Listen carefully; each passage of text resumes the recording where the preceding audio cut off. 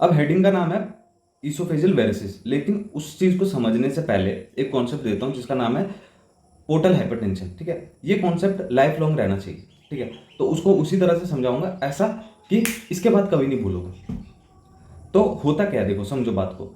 जो हमारा लिवर होता है, सपोज यहाँ पे लिवर है, ठीक है, उसमें ऊपर होती है हिपैटिक वेन, नीचे होती है पोर्टल वेन। ठीक है, और लिवर एक स्पंज की तरह है, ऐसे इमेजिन करना, लिवर एक स्पंज की तरह है। पोर्टल वेन से ब्लड आता है, कहाँ से आएगा? गट से आता है ना, स्प्लीन से आता है। ठीक है, तो ऐसी जगह से आता है जहां से टॉक्सिन रिमूवल का काम होता है। ठीक है, जहां से टॉक्सिन को रिमूव करना चाहिए, क्योंकि गट में हम बहुत सारी चीजें ऐसे खाते हैं जो जिसमें टॉक्सिन होते हैं, और वो काम किसका होता है? लिवर का होता है कि उसको रिमूव करे। समझे? तो समझना ध्यान से। तो पोर्टल वेन किसको ला रहा है? वो टॉक्सिन ब्लड को। ठीक है, और वो किस में डाल देता है? लिवर में।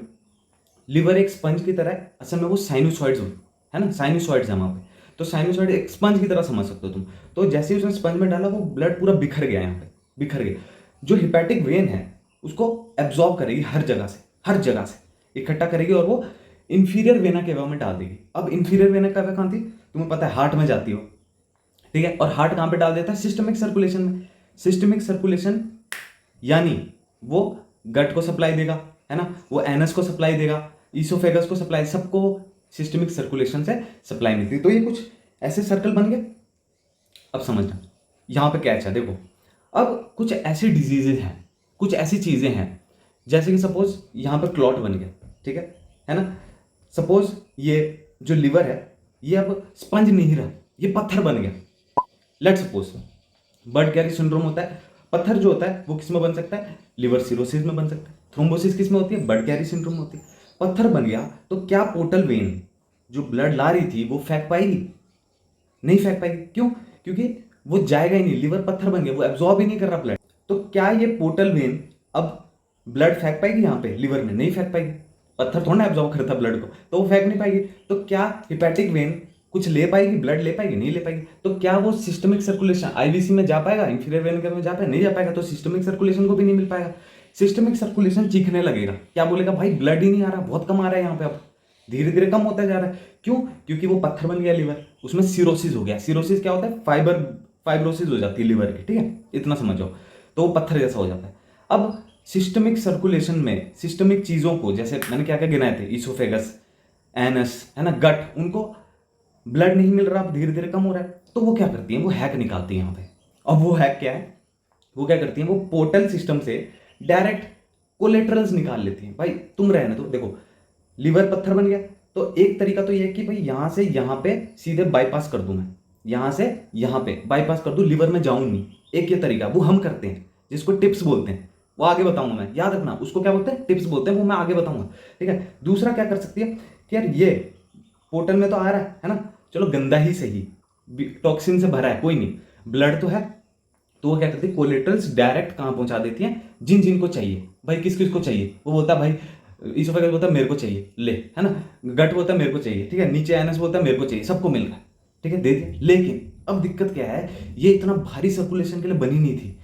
इतने मतलब आईवीसी जितना मोटा थोड़ा, कोलेटरल्स क्या पतली पतली न्यू वेसल्स हैं, पतली वेसल्स हैं। तो ये ईसोफेगस में लग गई, लेकिन क्या होता है, यहाँ पे ब्लीडिंग कर जाता है वो। ठीक है, जब भी थोड़ा सा प्रेशर इंक्रीज होगा तो वो ब्लीडिंग कर जाता है। तो हम टॉपिक शुरू कर रहे हैं ईसोफेजियल वेरिसिस, और वो ज्यादातर क्या करता है? लोअर ईसोफेगस में वेरिसिस बने होते हैं, है ना, और वो ब्लीड कर जाते हैं जब प्रेशर इंक्रीज होता है। किससे ज्यादा? 12 mmHg से ज्यादा। ठीक है, समझ आया थोड़ा बहुत? नहीं समझ आते एक बार देख के समझ। तो कोई नहीं, मेरे पास सारे तरीके हैं, समझोगे तुम, गारंटी मेरी है। ठीक है, अब देखो क्या बोला मैंने कि देखो यहां पे गट है, यहां पे क्या है? गट है। यहां से जो इम्प्योर ब्लड है, इम्प्योर बोलूंगा मैं, है ना, क्योंकि इसमें टॉक्सिन्स भरे हैं, वो यहां पे आया, है ना, इंफीरियर मेजेंट्रिक से, वो सुपीरियर मेजेंट्रिक से भी लेके आ रहा है, गट का इम्प्योर ब्लड, वो स्प्लीन से भी लेके आ रहा है। ये तीनों जो है कहां पे जा रही है? पोर्टल वेन में। ये क्या है? पोर्टल वेन है। ठीक है, पोर्टल वेन जो है वो ऐसे लिवर में फेंक देगी चीजें। लिवर क्या है? एक स्पंज जैसा है। ठीक है, और वो एब्जॉर्ब कर लेगा कौन? Hepatic vein. ये हिपैटिक वेन है, और हिपैटिक वेन फर्दर किस में डाल देती है? आईवीसी में डाल देती है, और आईवीसी से सर्कुलेशन में पहुंच जाता है। अब मैंने क्या बोला? सपोज लिवर जो है पत्थर बन गया, तो यहाँ पे वो एब्जॉर्ब नहीं हो रहा। अब वो एब्जॉर्ब नहीं हो रहा तो क्या होगा? वो ब्लड यहीं पे इकट्ठा होने लग जाएगा। इसको हम बोलते हैं पोर्टल हाइपरटेंशन। Portal hypertension. और ये क्या करे, कोलेट्रल्स बनाना शुरू कर देगा जिन जिन ऑर्गन्स को चाहिए, जैसे ईसोफेगस को मिल गया, जैसे गट को मिल गया, है ना। अब ईसोफेगस में जो वेरेसिस बनी है न्यू, कोलेट्रल्स बने हैं न्यू, ठीक है, वो क्या उनकी टेंडेंसी होती है ब्लीड करने की। जब वो ब्लीड करते हैं हम बोलते हैं ईसोफेजियल वेरिसियल ब्लीड। जब जो एनस का अगर ब्लीड करने लग जाए, वेरेसिस जो है वो ब्लीड करने लग जाए, that is known as haemorrhoids. Concept बन रहा है। अब एक बार इस स्टेटमेंट को पढ़ो, अब देखो कैसे समझ में आता है, ठीक है। Oesophageal varices develop when regular blood flow through the liver is blocked. जो रेगुलर किस क्या क्या चीज होती है जो ब्लॉक करती थी, क्लॉट हो सकता है या स्कार हो सकता है। स्कार जो है सिरोसिस की बात चल रही है, ठीक है। क्लॉट जो है वो बर्ड कैरी सिंड्रोम है, उसकी बात चल रही है, ठीक है। तो उसकी वजह से वो जो स्कार है, जैसे पत्थर बन गया वो, है ना। अब देखो इसमें समझो, blood flows into smaller blood vessels, जो कोलेटरल्स थी, है ना, that are designed to carry large volumes.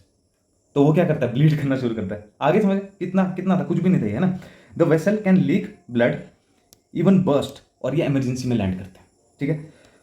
तो अब समझते हैं ईसोफेजियल वेरिसिस के कुछ पॉइंट्स। ईसोफेजियल वेरिसिस जो है वो तुम देखोगे तो pressure more than 10 mm Hg से ज़्यादा हो तब फॉर्म होना शुरू हो जाते हैं। लेकिन वो ब्लीड कब करते हैं, जब 12 mm Hg से ज़्यादा प्रेशर हो तब वो ब्लीड करते हैं। ये देखो ईसोफेजियल वेरिसिस जो है वो लोअर ईसोफेगस में प्रेजेंट होता है, ठीक है। नेक्स्ट पॉइंट देखते हैं, मैनेजमेंट कैसे करना है। मेरा दोस्त था, उससे यूपीएससी सीमेंस में ये इंटरव्यू में क्वेश्चन पूछा गया था कि डॉक्टर साहब आप मैनेज कैसे करोगे, ईसोफेजियल वेरिसिस का पेशेंट है, ठीक है। तो मैनेज कैसे करना है, सबसे पहले 2 लार्ज IV बोर कैनुला लगा दिया, यहाँ पे लगाया। फ्लूइड ऑफ चॉइस कौन सा होता है, रिंगर लैक्टेट, ठीक है। Ringer lactate fluid of choice होता है।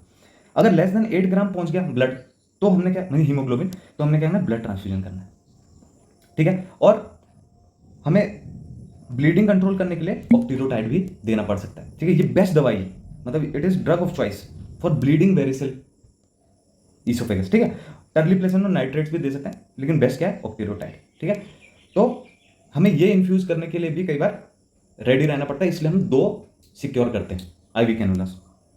अब देखो इन्वेस्टिगेशन, पहली इन्वेस्टिगेशन जो तुम करोगे वो है एंडोस्कोपी, है ना। तुम भेजोगे एंडोस्कोपी करा लो। एंडोस्कोपी में तुम देखो, ये जो एंडोस्कोप होता है वो नीचे तक जाता है और वो देखता है कि कहाँ पे वेरिसेल ब्लीड तो नहीं है। वो हर चीज़ चेक कर सकता है ईसोफेगस की लाइनिंग में, ठीक है। तो वो ये पता करता है।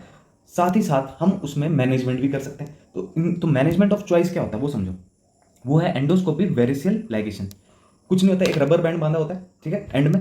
एंड में रबर बैंड बांधा हुआ है, ठीक है। और जैसे ही वेरिसियल मिलता है उसमें छोड़ देते हैं तो वो चिपक जाता है, जैसे बाल टाई करते हैं, है ना, रबर बैंड से, वैसा ही है। बस देखो ये वेरिसिस है जो ब्लीड कर सकती है, उसको क्या कर दिया, रबर बैंड से टाई कर दिया, देखो। तो इसको ही क्या बोलते हैं, एक बड़ा टर्म दे दिया कि एंडोस्कोपी, है ना, वेरिसियल लाइगेशन, ठीक है। दूसरी एक चीज कर सकते हैं, एंडोस्कोपी स्क्लेरोथेरेपी।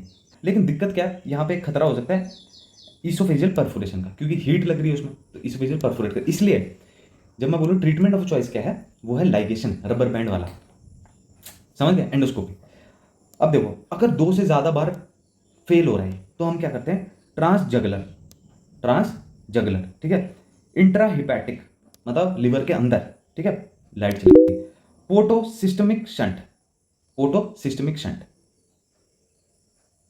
तो वो कैसा होता है, उसको हम बोलते हैं टिप्स।